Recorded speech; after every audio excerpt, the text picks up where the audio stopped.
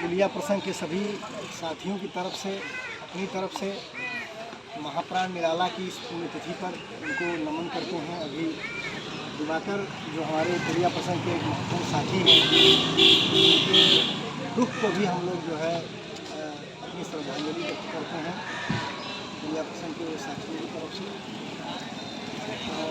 देखिए, निराला को याद जब भी आप करेंगे तो ये जो सबसे पहले जो बात उभर करके आपके जहन में आएगी कि निराला के प्रिय कवि तो तुलसीदास हैं, अभी जैसा साथी बोल भी रहे थे। लेकिन आप देखेंगे कि हिंदी कविता में कबीर की चेतना का या कबीर का जो सबसे तगड़ा वारिस कोई हुआ तो वो निराला और नागार्जुन। ये एक माने दिलचस्प बात है जिसको देखना चाहिए। और यहाँ से पता चलता है कि निराला कैसे अपनी परंपरा और प्रतिरोध और बदलाव के आइकन कवि, अगर हिंदी कविता में बदलाव और नवता का कोई आइकन कवि हो सकता है तो उसमें निराला सबसे बड़ा नाम है। जैसा अभी राकेश कह भी रहे थे कि वो खुद ढांचा बनाते हैं और तोड़ देते हैं। और राजेंद्र कुमार ने उन पर एक टिप्पणी लिखी है, निराला छायावाद के रूपायन के ही रूपांतरण के। तो रूपांतरण इसी अर्थ में कि उनकी जड़ें जहाँ से शुरू होती हैं वह हिंदी कविता को दूर तक रोशनी देती हैं और वह विविध तरह की कविताएं लिखते हैं। हिंदी आलोचना में साथियों रामचंद्र शुक्ल ने बहुत पहले उनके लिए वह वस्तु स्पर्शनीय प्रतिभा का एक शब्द प्रयोग किया था।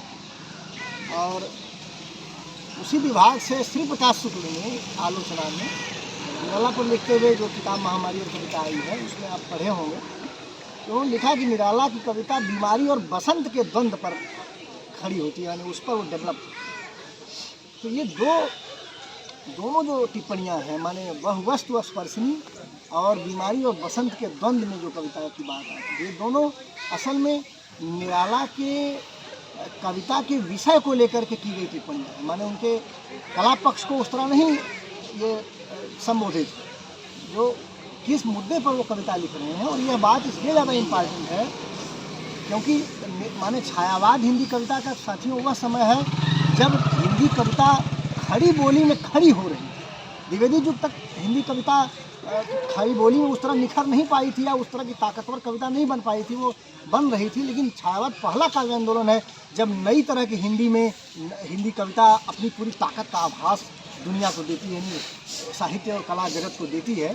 तो उसकी जो असल टक्कर है वो रीत काल से, माने रीतवाद से है छायावाद की जो टक्कर। तो रीत काल में या रीतवाद का जो दौर है उसमें श्रृंगार और दैहिकता और मांसलता मुख्य विषय। तो उसके खिलाफ एक तरीके का माने विषय चयन में जो नई चीज़ लानी है कि हम देहवादिता पर, स्थूलता पर, मांसलता पर, श्रृंगारिकता पर भी कविता नहीं लिखेंगे। हालांकि इसके पहले द्विवेदी युग और भारतीय युग में राष्ट्र प्रेम और माने तमाम सामाजिक मुद्दों पर कविताओं के विषय का मुद्दा उभर चुका था, लेकिन कविता नहीं माने क्वालिटी कविताएं जो हैं छायावाद में आई।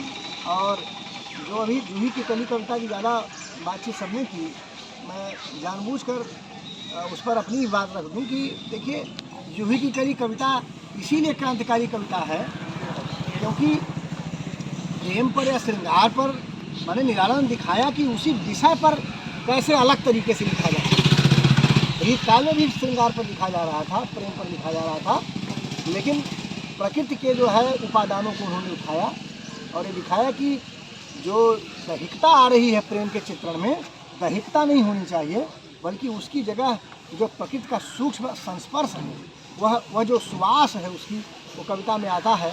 और जूही की कली कविता में सबसे जो माने विलक्षण बात है कि वो जो जूही है माने नायिका का जो प्रतीक है उसका प्रियतम दूर चला गया है, लेकिन फिर भी वह संदेह नहीं करती या वह डरती नहीं कि किसी दूसरे से न वो प्रेम कर। जैसे कि नागमती आप मध्यकाल की कविता पढ़ेंगे तो कहीं ना वो नायिकाओं के मन में ये संदेह है, ये समस्या है कि या प्रियतम माने बाहर चले गए हैं, वो किसी दूसरे के जो है प्रेम में न पड़ जाए और इस तरह का जो मन है। लेकिन निराला की जूही की कली की जो लड़की है उसका जो मन है आधुनिक लड़की का मन है। उसके अंदर एक खास तरह का आत्मविश्वास जो उसको अपने प्रियतम के बाहर जाने से कोई दिक्कत नहीं। यह बात हरिऔध की राधा कह चुकी है। आप अगर हरिऔध को पढ़ेंगे तो कहते हैं कि प्यारे जावे जग हित करें, देह चाहे न आवे।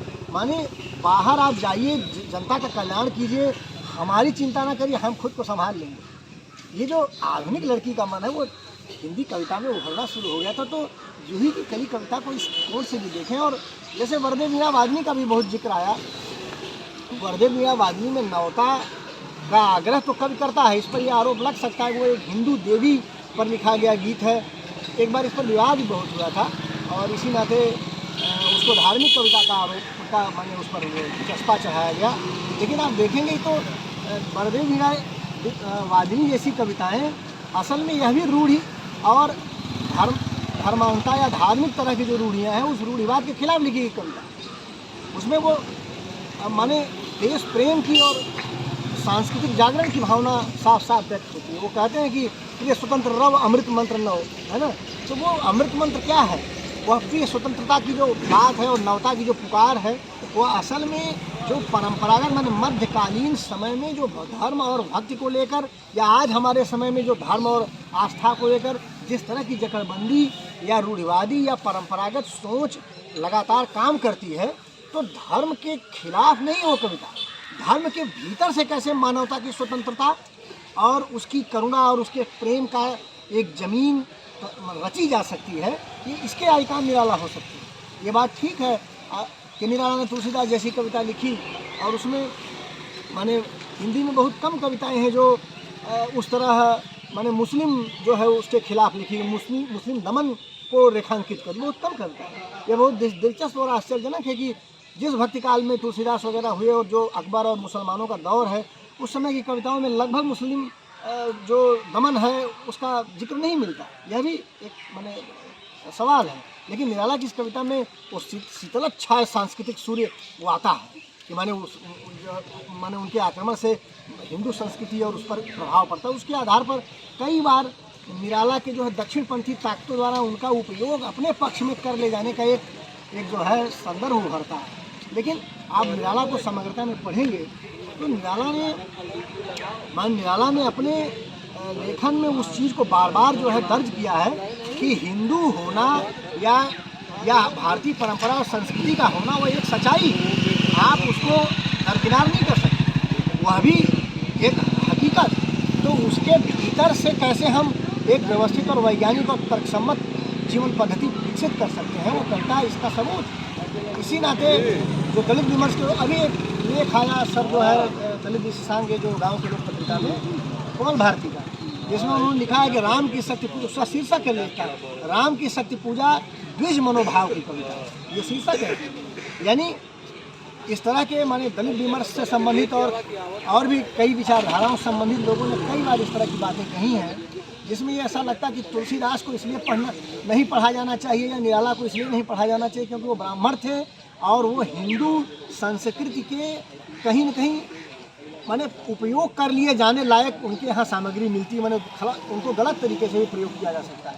लेकिन यही हम आलोचकों या इस तरह की विचार गोष्ठियों या पुलिया प्रसंग जैसी संस्थाएं या जगहों का यही महत्व है कि उन संदर्भों को हम करेक्ट करें। ऐसे कवियों ऐसे रचनाकारों को न तुलसी को हमें कि वो हमारी संस्कृति का जरूरी हिस्सा है, उसको हम छोड़ नहीं सकते सिर्फ इसलिए कि वो ब्राह्मण है या सिर्फ इसलिए कि वो हिंदू संस्कृति के पक्ष में ले जाया जा सकता। निराला को कविता अपने राम की शक्ति पूजा में लाइन हम पढ़ते हैं दोस्तों कि वो कहते हैं कि जो है वो शक्ति वाला जो है शक्ति करो मौलिक कल्पना।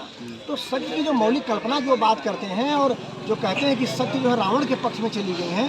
असल में निराला का संघर्ष शक्ति के इसी पक्षांतरण का संघर्ष है कि जो गलत लोगों को हम ताकतवर मानने लगे हैं उन्हें खींच के लाइए और पब्लिक ओपिनियन बनाइए कि जो सही लोग हैं, जो इस तरह का काम करने वाले सांस्कृतिक माने मूल्यों के लोग हैं, उनमें ताकत है। तो निराला की कविता एक तरह से इस बात का भी जो है माने उसकी पुकार करती है। और जैसे दलित विमर्श वगैरह में ये माना गया तोड़ती पत्थर कविता को लेकर ही कि तोड़ती पत्थर कविता किसी भी तरीके से जो है दलितों की कविता नहीं हो सकती, वह कोई उनके जीवन में आमूलचूल बदलाव करने वाली कविता नहीं है।